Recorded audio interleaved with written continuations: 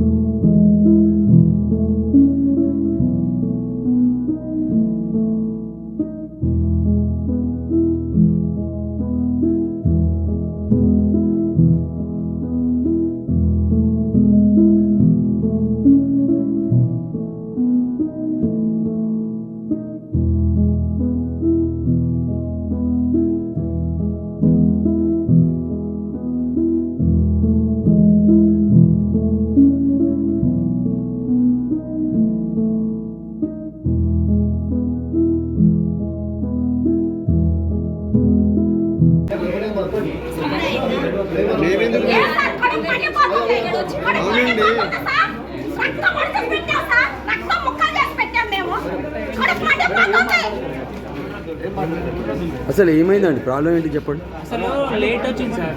Fire engine 40-50 నిమిషాలకు వచ్చింది.